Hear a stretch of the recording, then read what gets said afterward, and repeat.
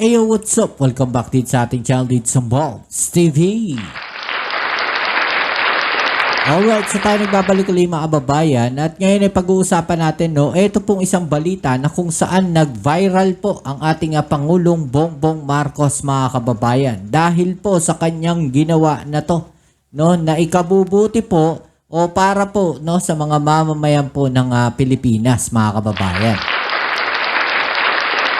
Okay, so ito pong balita na to mga kababayan ay talaga namang umani, no, ng sangkaterbang reaksyon, no, mula sa ating mga kababayan. Marami pong natuwa at marami pong mga kababayan ang hindi makapaniwala.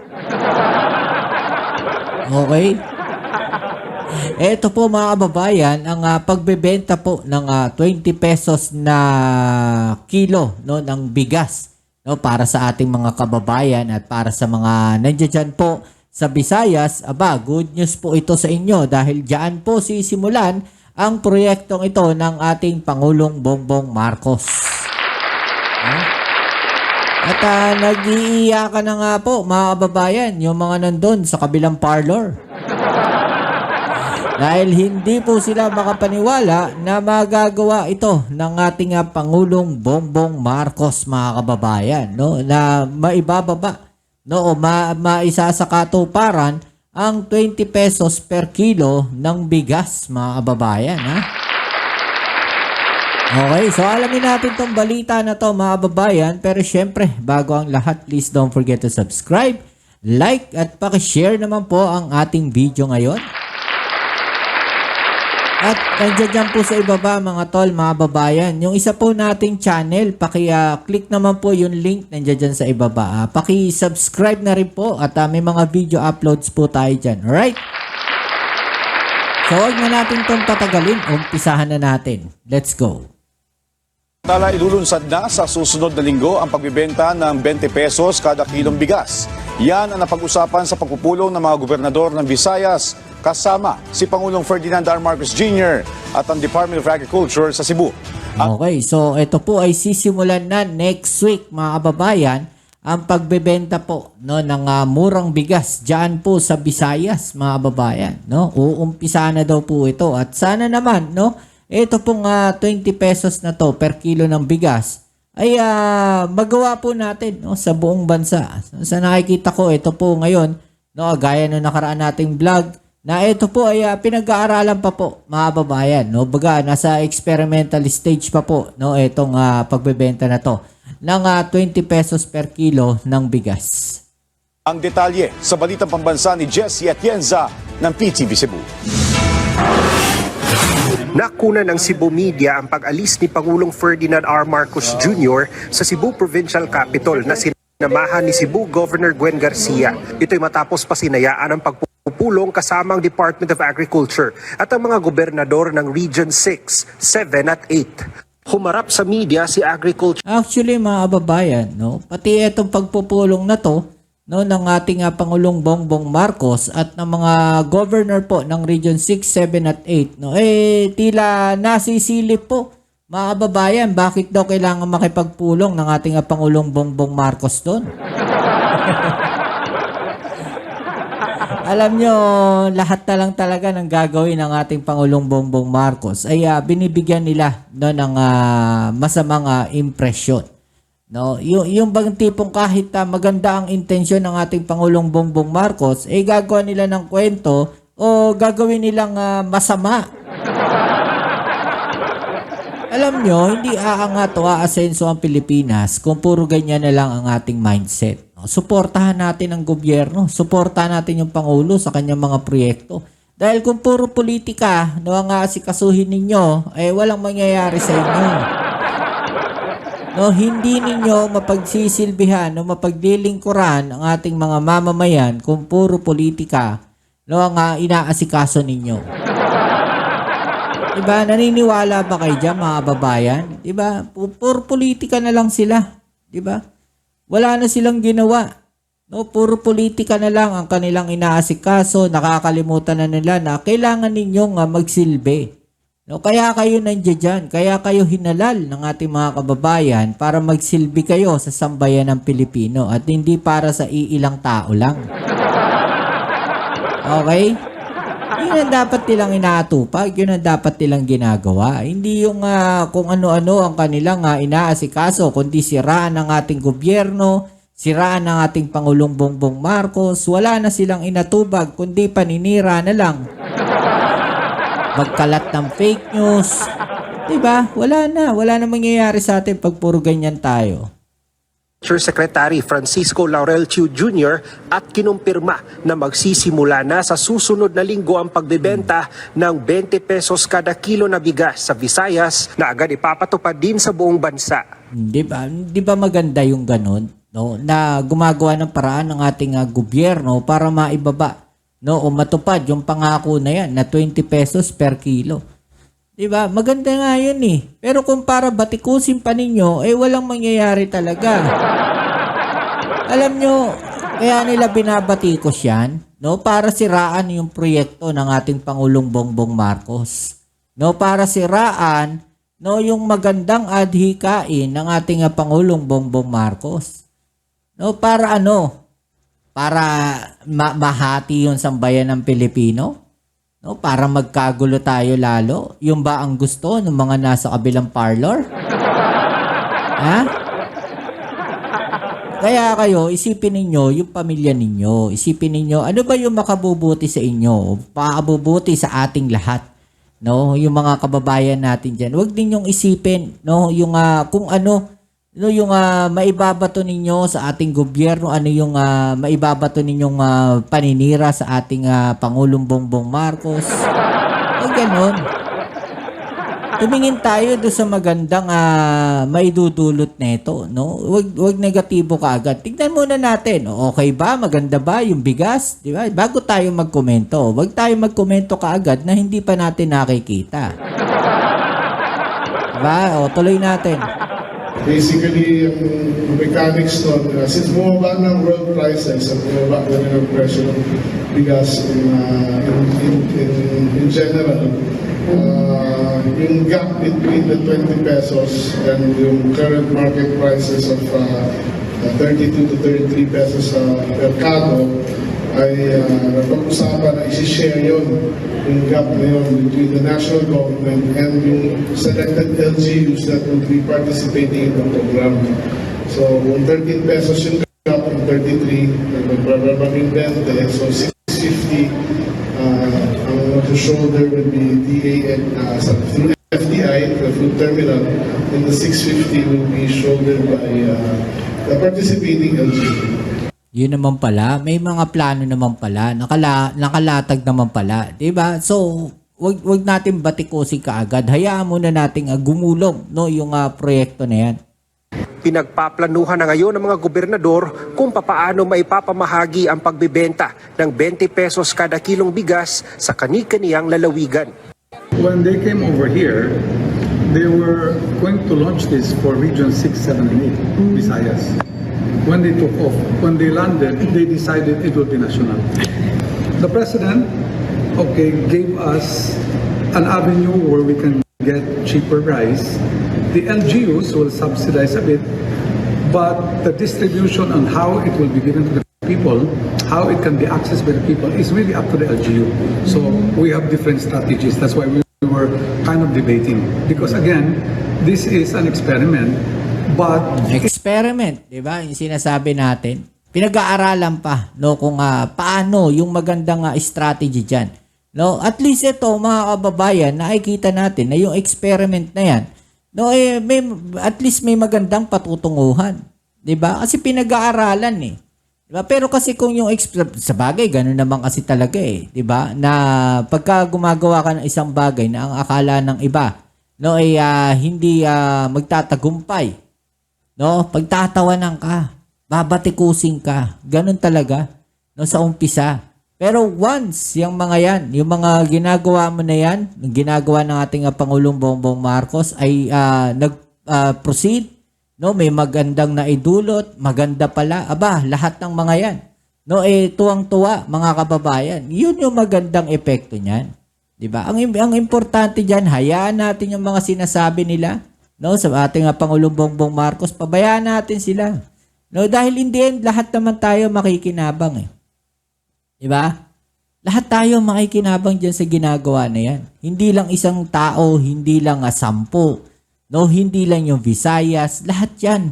No? Madadala yan on national level. Diba? Ganun yung gawin natin. No? Suportahan natin yung ating Pangulong Bongbong Marcos doon sa kanyang mga proyekto. Yun yung pinaka-the best dyan. Diba? It's a commendable program. Kinatuwa naman ng mga gobernador dahil sa wakas, mabibili na rin ng taong bayan ang ipinangakong abot kayang presyo na bigas ni Pangulong Ferdinand R. Marcos Jr. The President himself that has taken up the fulfillment of his promise, but he is able to see it on a more holistic level. The Department of Agriculture being on board, and as was already discussed, our palay farmers also now being assured of a ready market. So, well, logistically, Visayas region is parang almost the same area lang naman tayo.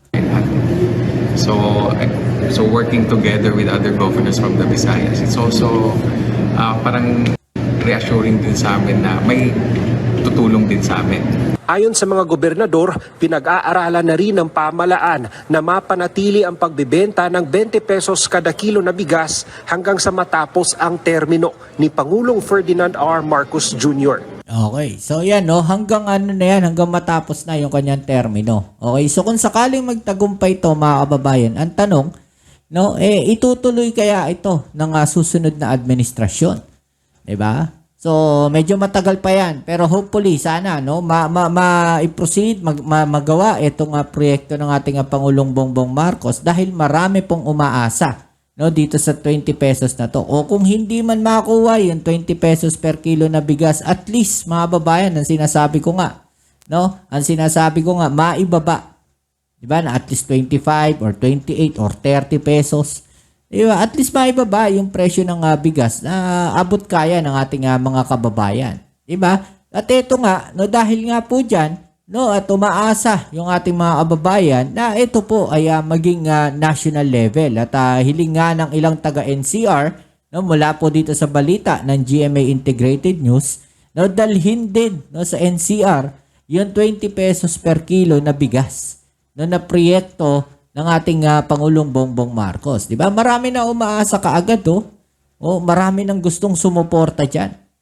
Diba? Hindi pa nauumpisahan, sinusuportahan na, no? Naniniwala na yung ating mga kababayan na ito pong proyekto ng ating Pangulong Bongbong Marcos ay posible na magtagumpay. Diba? So, pakinggan natin itong balita na to, mga tol. Ilulunsad ng gobyerno sa susunod na linggo ang 20 pesos kada kilong bigas sa ilang piling lugar sa Visayas. Hiling ng ilang taga Metro Manila, dalhin din sana rito ang murang bigas na yan. Diba? Hiling din ng mga nasa NCR. Lahat tayo, no, umaasa dyan. Hindi lang NCR, hindi lang Visayas, maging hanggang sa Mindanao. No, maigawa natin yung proyekto na yan, maipatupad, no, yung proyekto na yan. Pero isa sa nakikita ko dyan, mga kababayan, no, ito sana makarating sa ating Pangulo, no, na dapat bantayan, no, yung mga nandun po, no, sa loob ng sistema. Diba? Kasi baka mamaya, yung mga nasa loob na yan, sila rin yung gagawa ng kabulastugan dyan. So kawawa pa rin yung ating mga kababayan. Diba? Kasi baka mamaya may mag-hoarding, makita nila, magandang klase pala yung bigas, mag-hoarding na kami neto. Tapos, mauubusan, syempre, ang strategy dyan, mauubusan ng bigas, di ba? Ibebenta ngayon nila sa merkado ng mas mahal kasi ang katwiran, ubus na yung bigas. I-repackaging lang. Yun ang nakakatakot dyan Kaya dapat bantayan yan ang ating pamahalaan. Di ba? Yung hoarding na yan. No, yung bibilhin nila, yung marami, no, maramihan. Di ba? Maraming ganyan, mga sindikato ng bigas. Di ba?